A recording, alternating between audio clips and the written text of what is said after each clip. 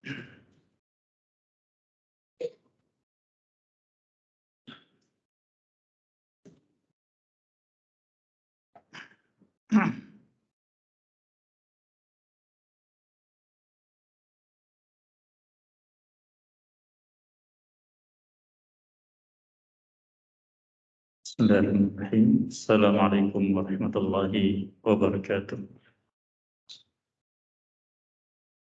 Innal hamdalillah nahmaduhu wa nasta'inuhu wa nastaghfiruh wa na'udzu billahi min shururi anfusina wa min sayyiati a'malina man yahdihillahu fala mudilla lahu wa man yudlil fala hadiya lahu. Wa asyhadu an la ilaha illallah wa la syarika lahu wa asyhadu anna Muhammadan 'abduhu wa rasuluh. Sallallahu alaihi wa ala alihi wa ashabihi wa man tabi'ahum bi ihsanin ila yaumiddin wa sallama tasliman katsiran. Amma ba'd. Hadirin jamaah salat maghrib yang berbahagia, rahimani wa iyyakum.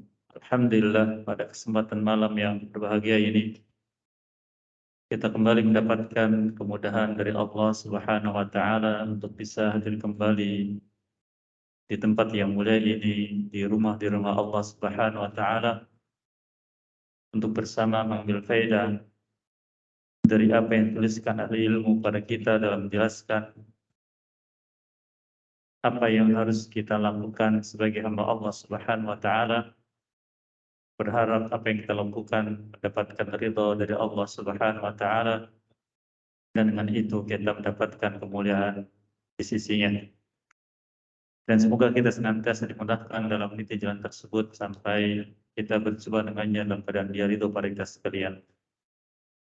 Juga tak lupa kita sampaikan salawat dan salam kepada teladan kita, pemimpin kita, Nabi kita Muhammad sallallahu alaihi wasallam, warganya, para sahabatnya, dan siapapun yang mengikuti jalan beliau sampai akhir zaman. Dan semoga dengan itu kita mendapatkan apa yang dijanjikan olehnya, man shalla alayya salatan sallallahu alaihi asyra, barang siapa bersalawat kepadaku sekali, maka Allah akan bersalawat kepadanya sampai 10 kali. Kita masih bersama faedah dari kitab Al-Wadhih, penjelasan tentang fikih kitab dan sunnah, yang ditulis oleh Fadlatul Syekh Dr. Muhammad Badi' Musa hafizallahu ta'ala. Masih bersama pembahasan tentang sholat jamaah. Di majlis yang lalu kita sudah menyelesaikan tentang orang-orang yang mendapatkan uzur untuk tidak hadir dalam sholat jamaah. Pada kesempatan ini kita masuki poin yang ke-8, yaitu taswiyatus sufuf. Pembahasan tentang meluruskan dan merapatkan saf. Sebagaimana sudah kita sebutkan di majlis yang lalu bahwa Islam ini agama adab, dan dalam setiap kegiatan yang dilakukan manusia diajarkan oleh Nabi kita SAW adab-adabnya untuk mendapatkan kesempurnaan, kebaikan, khususnya adalah pahala dari Allah Subhanahu wa taala, dan agar terhindar dari keburukan dan ancaman-ancaman yang kadang kita tidak mengetahuinya, yang ini berakibat buruk. Termasuk dalamnya tentang merapatkan dan luruskan saf. Oleh karenanya, apabila kita jumpai imam salat kita, baik di masjid ini ataupun masjid yang lain, sebelum mulai salat maka mengingatkan kita semua, sawwu sufufakum, rapatkan dan luruskan saf-saf kalian, atau lafaz-lafaz semisal. Mungkin sebagian kita belum mengetahui apa maksudnya, apakah ada dasarnya. Yang harus tertanam dalam benak kita adalah bahwa segala sesuatu yang diikat dengan atau yang dikaitkan dengan ibadah, apakah itu perintah atau larangan, atau hukum, atau cara beramal, harus berdasar pada petunjuk dari Nabi Sallallahu Alaihi Wasallam. Kan ini syariat. Sebagaimana yang Allah Ta'ala firmankan di surat Al-Jathiyah ayat yang ke-18, Allah firmankan, "Tsumma ja'alnaka 'ala syari'atin minal amr, fattabi'ha, wa la tattabi' ahwal ladzina la ya'lamun." Dan kami jadikan dirimu, wahai Muhammad SAW, di atas syariat ini. Dari mana syariat ini? Kata Allah, minal amri. Sumbernya perintah dari, maka ikuti syariat tersebut. Maka Nabi kita memberikan SAW dalam banyak riwayat hadis beliau yang sahih, diantaranya, "Man amila amalan laisa 'alaihi amruna faraddu." Barang siapa beramal dengan satu amal, tidak ada perintah Allah pada kami akan amal tersebut, maka amal ini tertolak. Walaupun pelakunya menyangka amal itu baik. Karena setiap amal yang disandarkan kepada syariat Allah, maka harus ada dasarnya dari Nabi Sallallahu Alaihi Wasallam. Walaupun mungkin menurut kita sepele. Dalam Islam tidak ada amal sepele. Oleh karena Nabi kita SAW menyebutkan, la tahqiranna minal ma'ruf syai'an. Jangan engkau berani menyepelekan perbuatan baik walaupun memang syai'an. Syai'an yaitu mungkin menurut kita tidak ada nilainya. Bahkan sebagian ulama menjelaskan, kadang masuk surga seorang bukan dengan amal besarnya, tapi amal yang sepele itu. Nabi kita menunjukkan SAW di antaranya, ra'aitu rajulan yataqallabu fil jannah fi husni syajarah. Maka SAW. Aku melihat seseorang masuk surga sebabnya hanya sebatang pohon, ranting pohon yang dia dapati di jalan lalu diambil agar tidak menghalangi jalannya manusia. Sepele. Namun di dalam Islam tidak ada perkara sepele. Maka harus kembali kepada dasarnya. Dan di sini beliau penulis Allah Ta'ala menjelaskan pada kita dan membimbing kita agar terbiasa dengan dalil. Kadang sebagian orang yang terbiasa beramal tanpa dalil, ketika kita mengatakan, punten, ini ada tidak perintah dari Nabi SAW, cara dari Nabi SAW demikian, atau keutamaan dari Nabi SAW demikian, malah emosi, marah. Jangan seperti orang-orang Yahudi, yang mereka itu hanya sekedar mendakwahkan, harus demikian, harus demikian. Sampai mereka mengatakan, mereka ahli surga. Seperti yang Allah firmankan hal tersebut di surat Al-Baqarah. Surat Al-Baqarah di ayat yang ke-111. Allah Azza wa Jalla menyebutkan tentang orang-orang Yahudi. Allah firmankan, maaf, 111. Wa qalu la yadkhulul jannata illa man kana hudan aw nasara. Mereka berkata tidak akan bisa masuk surga selamanya kecuali orang itu menjadi Yahudi atau Nasrani. Nah, ini penetapan. Allah katakan tilka amanihum, itu angan-angan mereka. Lalu apa kata Allah? Qul hatu burhanakum in kuntum shadiqin. Katakan wahai Muhammad kepada mereka, hadirkan burhan. Burhan itu dalil. Dalil dari ayat-ayat Allah, apakah itu dalam Taurat atau dalam Injil. Hatu, hadirkan, tunjukkan jika pengakuan kalian ini benar. Nah, ayat ini faedahnya kata ulama berlaku bagi kita semua. Petunjuknya.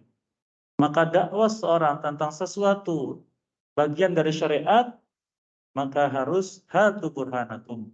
Tunjukkan dalil kalian. Perintah Allah kepada nabinya sallallahu alaihi wasallam. Nah, demikian sebagai petunjuk dari Allah Subhanahu wa taala. Oleh karenanya ketika kita mendapati imam mengatakan sawwu sufufakum atau istawu wa'tadilu atau lafaz misalnya, apakah dasarnya? Atau juga kita mendapatkan sebagian mengajari kita, lalu kita mau sholat, bacalah surat An-Nas agar kita dilindungi oleh Allah dari syaitan. Lalu membawa hadis Nabi SAW, dalam hadis Imam Abu Dawud dan yang lainnya, seorang hamba belum melaksanakan sholat, datanglah seorang syaitan bernama Khinzab, membuat ragu dalam pikirannya, kemudian akhirnya dia pun tidak tahu sudah berapa tadi sholatnya, berapa tadi sholatnya. Betul, hadis ini sahih. Tapi dalam hadis ini tidak ada perintah untuk membaca surat An-Nas. Maka kalau ada petunjuk atau pengajaran pada kita baca surat An-Nas harus ada perintahnya. Tidak ada maka tidak ada. Begitu. Karena ayat tadi surat Al-Baqarah, "Qul hatu burhanakum in kuntum shadiqin." Tunjukkan perintahnya, dalilnya dari Nabi SAW kalau penjelasan kamu itu benar. Demikian. Kita di surat Al-Fatihah sudah diajari oleh Allah Azza wa Jalla, kita baca setiap rakaat dalam salat yang wajib dan yang sunnah. Agar dalam hidup ini tidak mengikuti jalannya maghdub atau dhalin. Maghdub yaitu Yahudi, dhalin yaitu Nasrani. Maghdub dimurkai oleh Allah karena mereka berilmu tapi tidak beramal. Dhalin yaitu Nasrani karena mereka beramal tanpa ilmu. Kita minta petunjuknya, ihdinas siratal mustaqim, siratal ladzina an'amta 'alaihim. Tunjuki kami pada jalan yang lurus, yaitu jalannya orang-orang yang telah Engkau beri nikmat. Siapa mereka? Allah firmankan surat An-Nisa, minan nabiyyin was-siddiqin wasyuhada was-shalihin. Mereka itu para nabi, siddiqin, orang yang jujur dalam imannya, syuhada, orang yang gugur di medan pertempuran karena menjaga kalimat Allah dan meninggikannya, dan salihin, orang-orang saleh. Itulah jalannya, yaitu beramal dengan petunjuk Nabi sallallahu alaihi wasallam. Maka ini contoh. Baik, di sini kita ambil faedah tentang masalah luruskan shaf. Beliau katakan hukmuha, hukum luruskan shaf bagi makmum. Kata beliau, yajibu 'alal ma'mumin ay yusawwu sufufahum. Wajib bagi setiap makmum untuk meluruskan dan merapatkan shaf-shaf mereka. Nah, di sini beliau menyebutkan wajib. Ini juga pelajaran.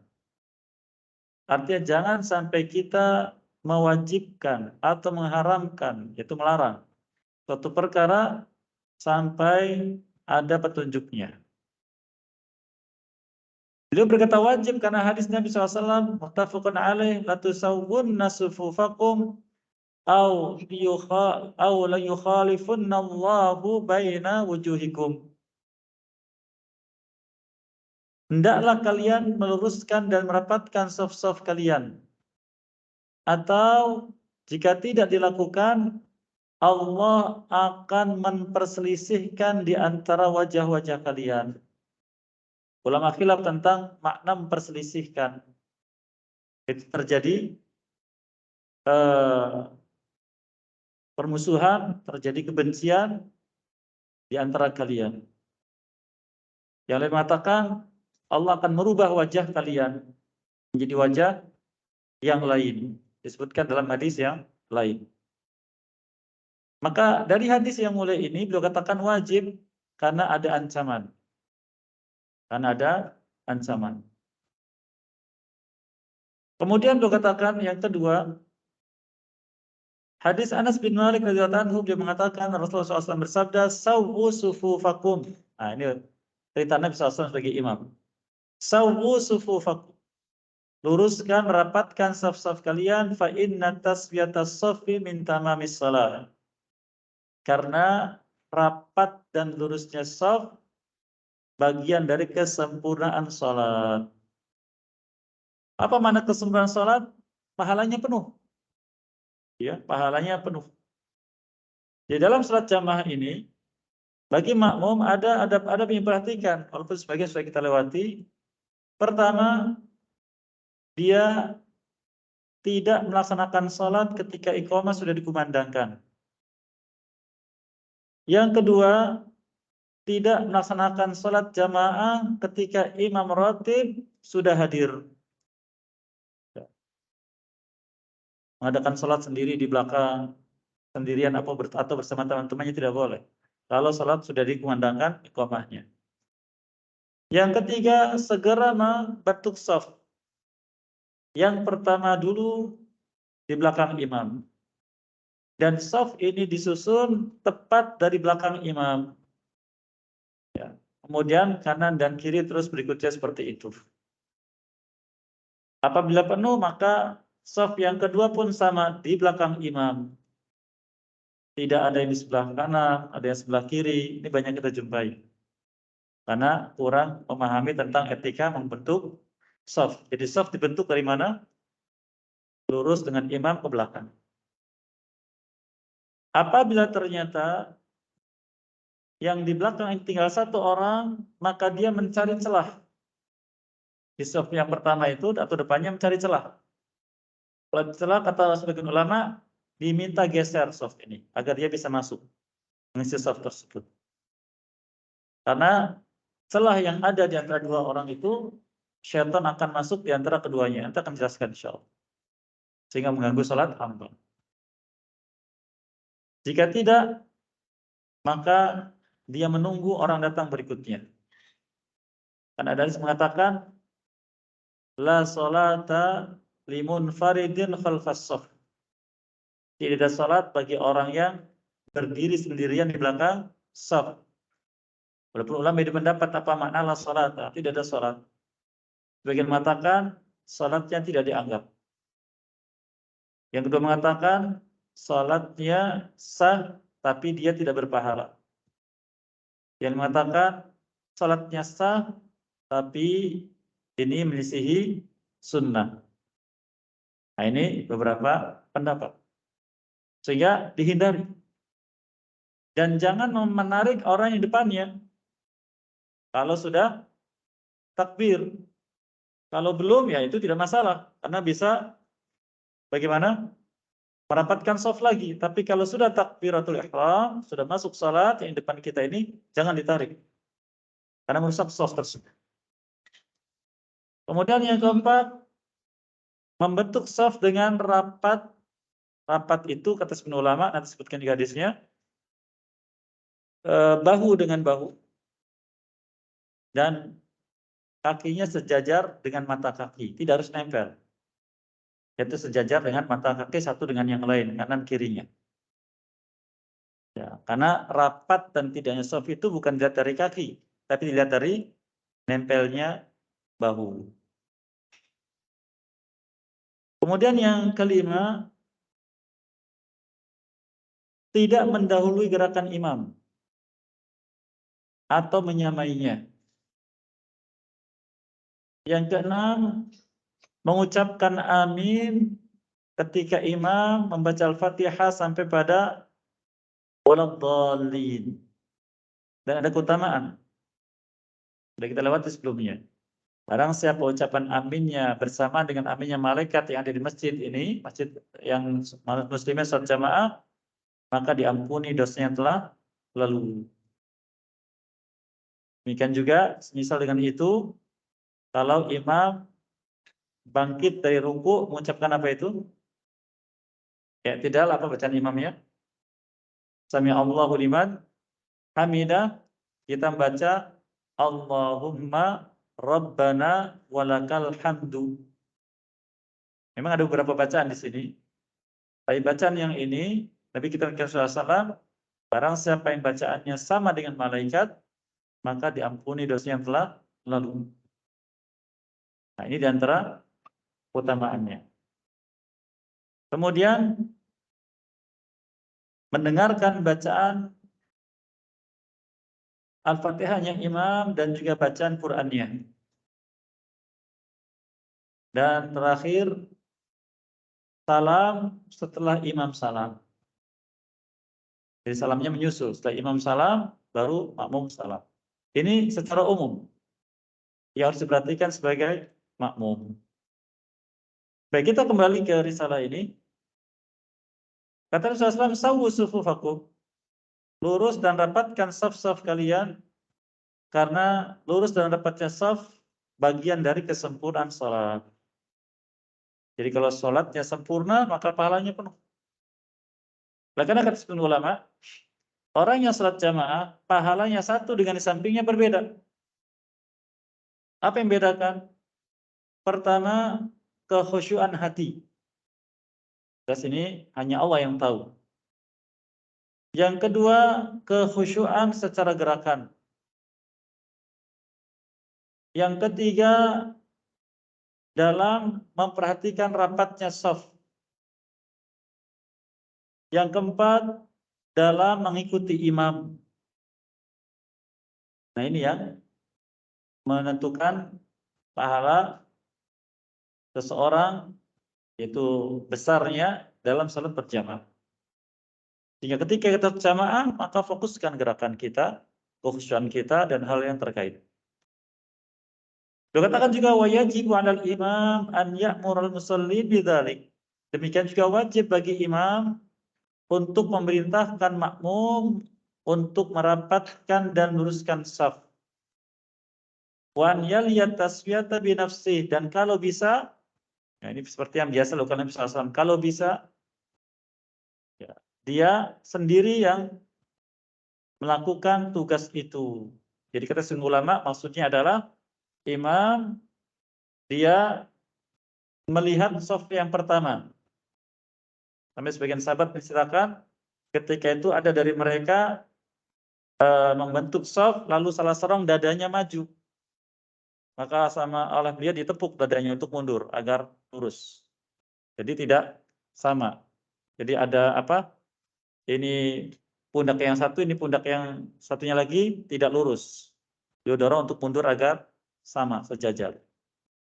Ini sebagai contoh.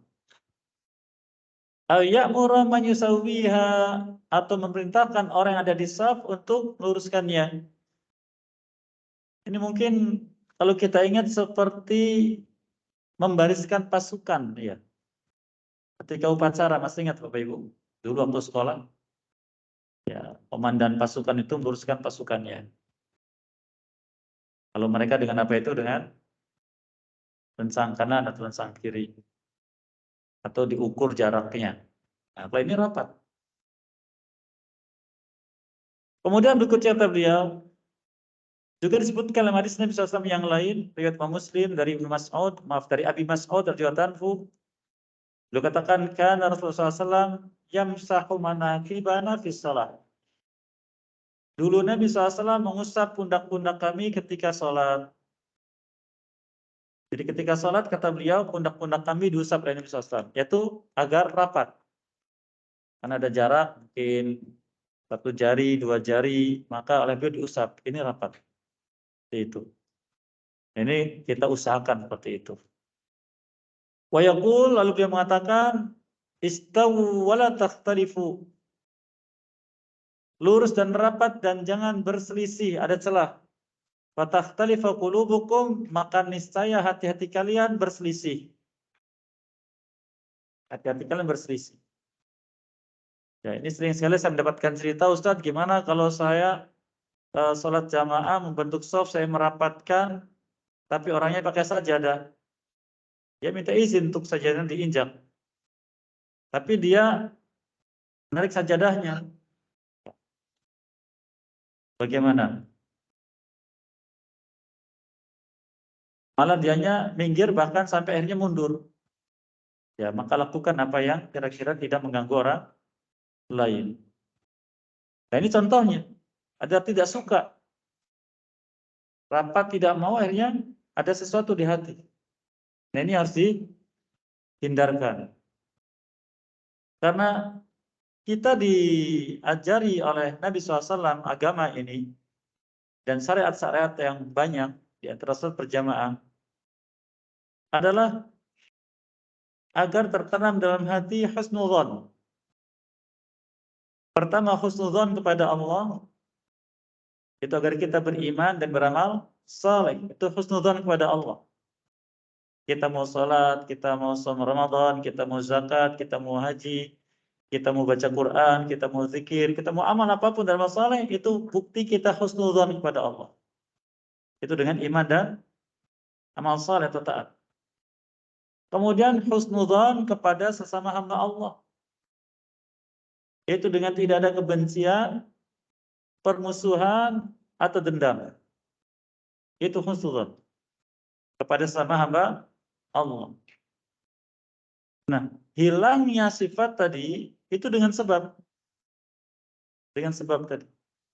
Dan kadang kita tidak menyadari, dalam sholat berjamaah itu ketika kita kurang suka dengan sebelah kita, tidak menerima, akhirnya terjadi suudzon. Terjadi kebencian. Bahkan mungkin dendam. Saya tidak akan mau sholat di samping dia. Nah, gitu kan. Kenapa? Maunya nempel terus. Sajadah saya bisa kotor. Dan sebagainya. Atau juga ketika sebagian kita sholat jamaah tidak memperhatikan adabnya.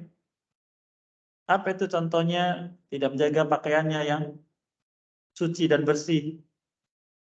Pokoknya saya mau sholat, saya pakainya ini, ya saya pakai ini. Ternyata pakainya banyak debu. Jadi ya bersihkan dulu atau ganti dulu. Atau bau keringat, menyengat. Sehingga di sampingnya bagaimana? Nah, kalau kita pakai masker ya, bisa tutup. Ini sampai begini sholat. Tidak boleh seperti itu. Allah firmankan di surat Al-A'raf, ya bani Adam, khudhu zinatakum 'inda kulli masjid. Anak Adam, ambil, gunakan perhiasan-perhiasan kalian, itu pakaian yang indah kata ulama, setiap kali kalian melaksanakan sholat. Bahkan di masjid-masjid.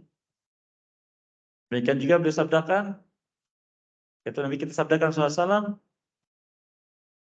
man akala thawman aw basaran fala yaqribanna masajidana fa innal malaikata yata'atta mimma yata'atta minhu bani Adam. Barang siapa yang selesai makan tanaman ini, yaitu bawang merah dan bawang putih dilalap, maka jangan datangi masjid-masjid kami.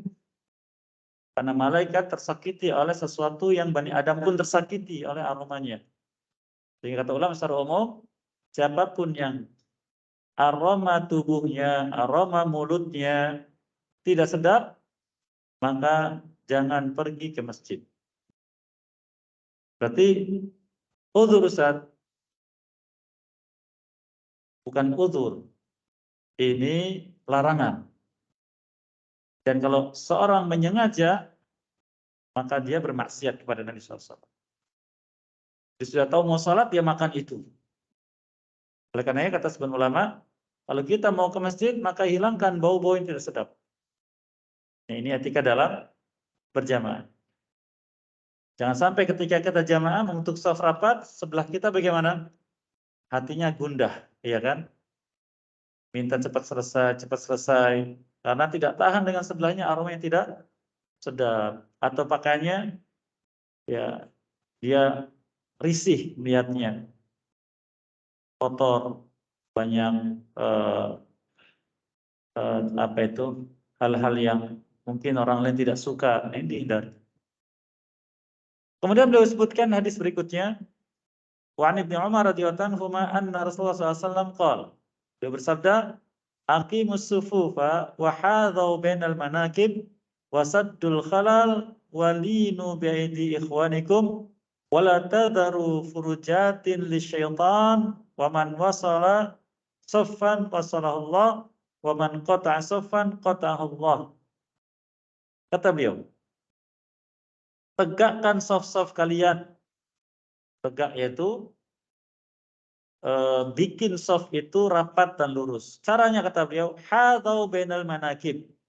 Hadau artinya rapat dan tempelkan pundak-pundak kalian yang satu dengan yang lain. Ini perintah dari Nabi SAW. Wasaddul khalal, dan tutup rapat celah-celah antara kalian. Yang tadi kita sebutkan, pundak dengan pundak, mata kaki searah mata kaki, dengan menempelkan kaki tersebut. Walinu bi'aidi ikhwanikum, dan berbuat lembutlah kepada saudara-saudara kalian.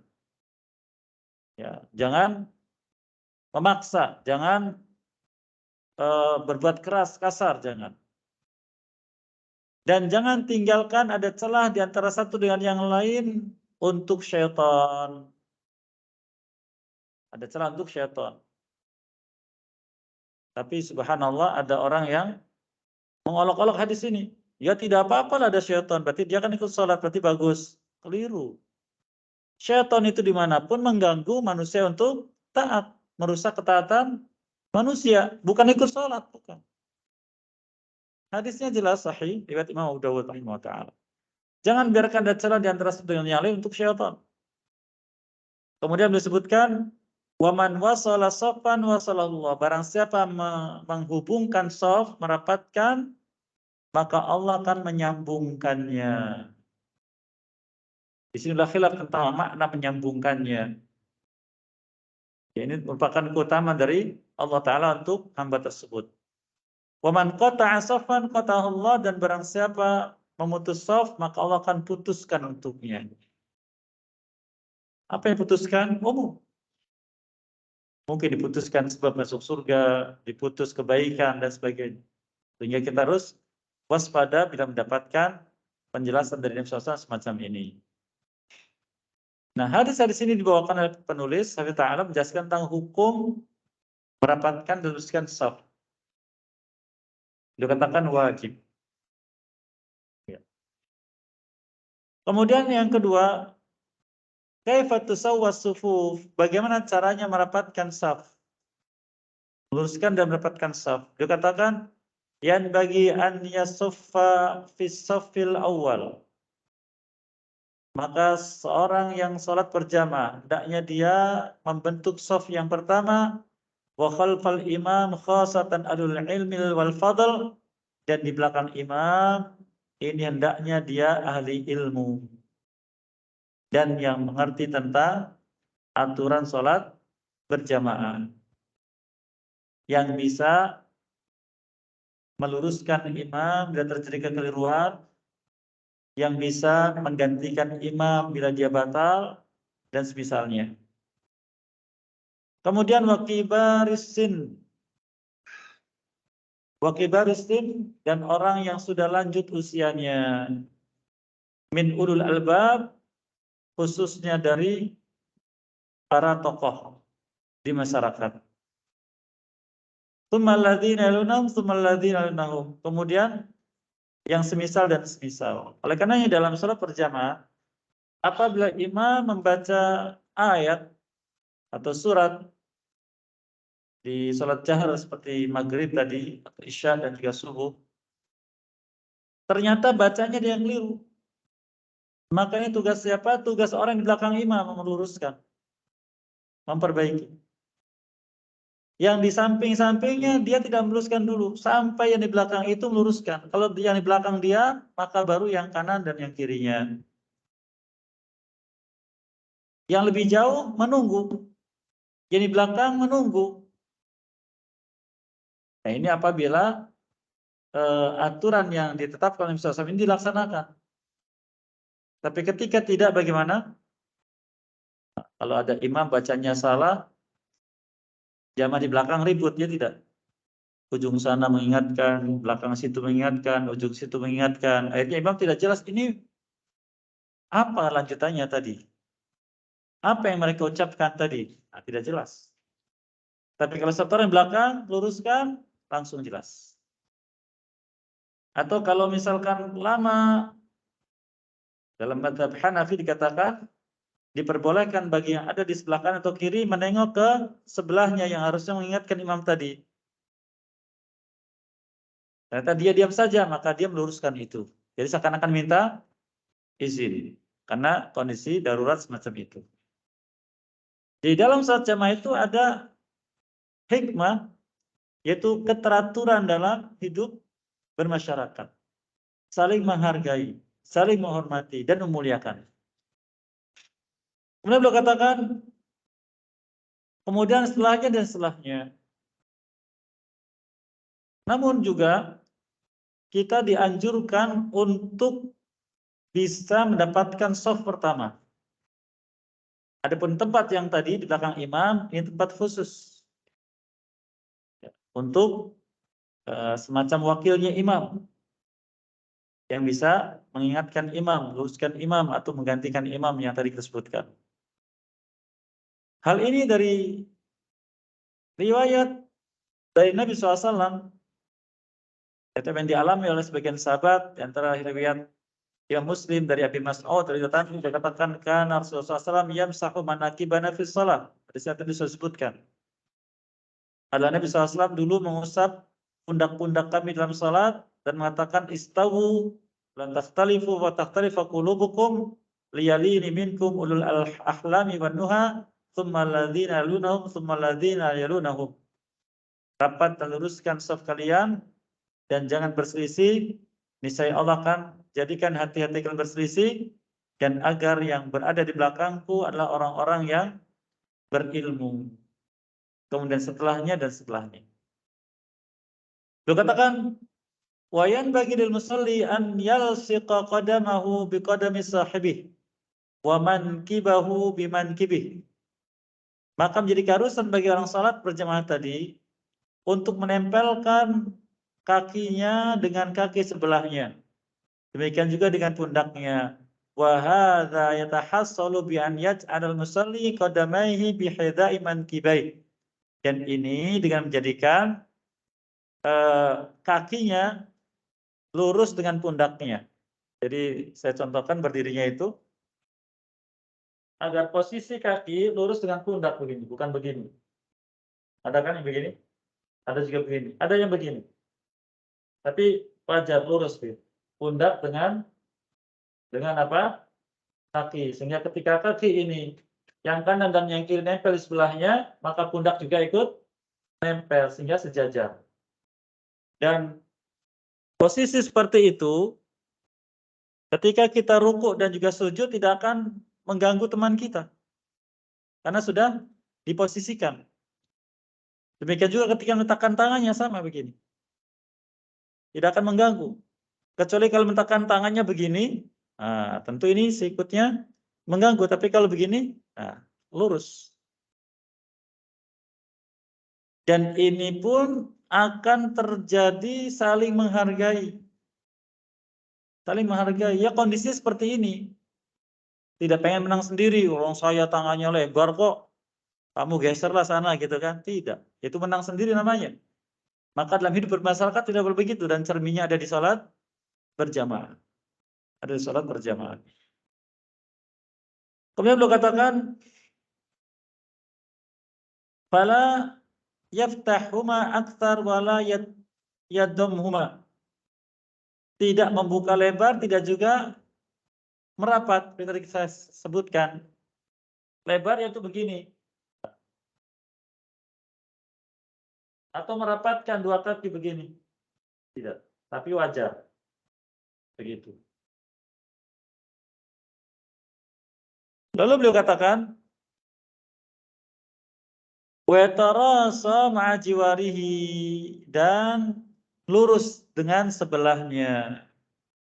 Lurus itu, kata sebagian ulama, bukan dilihat dari lurusnya jari depan. Ya, mohon maaf saya keluar lagi. Bukan jari depannya diluruskan di garis begini, bukan.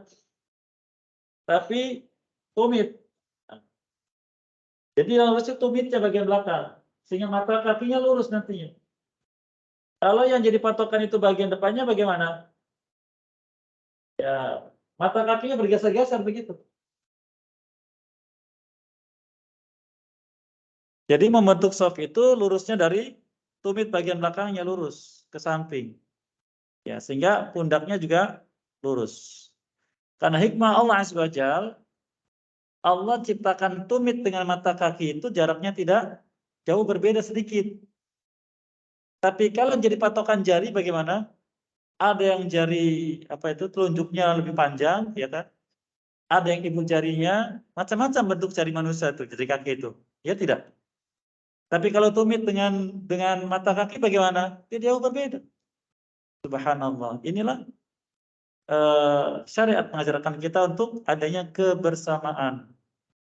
Tidak melihat perbedaan dari sisi fisik.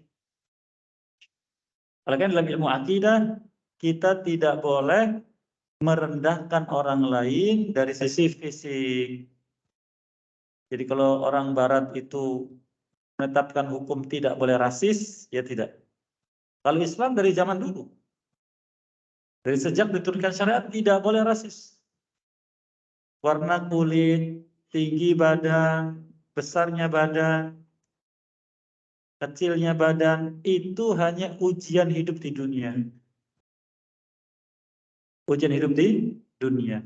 Kalau mencela seseorang karena fisiknya, berarti dia mencela penciptanya yang berikan fisik tersebut. Karena siapapun dari kita tidak akan mau punya fisik yang tidak baik. Tidak suka. Pengennya sempurna. Baik, ini sedikit faedah. Kemudian beliau katakan,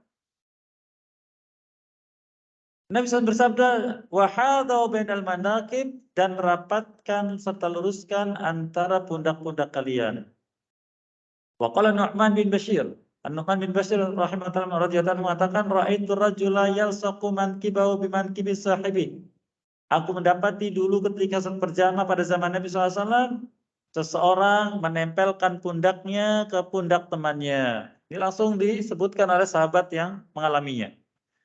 Wa rukbatahu bi rukbata sahibihi, dan lutut seseorang dengan lutut sebelahnya, wa ka'bihi bi ka'bihi, dan mata kakinya dengan mata kakinya. Hadis riwayat Imam Bukhari. Jadi dari pundak, paha yaitu lutut, kemudian mata kaki semuanya nempel. Nah, ini kita harus belajar, ya, membiasakan, karena ini masih asing di antara kita. Lalu katakan tanbih. Tanbih itu semacam catatan. Mimma yusharu ilaihi annal muhadha fil qadamain yanbaghi an takuna min jihatil ka'bain. Bahwa yang disebutkan tadi meluruskan shaf itu dilihat dari mata kaki, yaitu dari tumit tadi. La min jihati ru'usil asabi', tidak dilihat dari ujung-ujung jarinya. Kama yadunnul katsirun, seperti yang dilakukan oleh kebanyakan orang. Idh bidzalika tatahaqqaqul muhadha bil manakib was sudur. Sebab bila mata kakinya lurus, tumitnya lurus, maka dada dan pundak juga pasti akan lurus. Ini tentang bagaimana cara meluruskan shaf. Ya, masih ada beberapa poin lagi, namun karena waktu mendekati Isya, ya, beberapa menit ke depan, saya kira sampai di sini dulu. Apa yang berkait dimudahkan mengamalkannya, dan apa yang keliru memaafkan dan berdosa sekalian. Barangkali ada yang menyampaikan sesuatu, dipersilakan. Wallahu a'lam.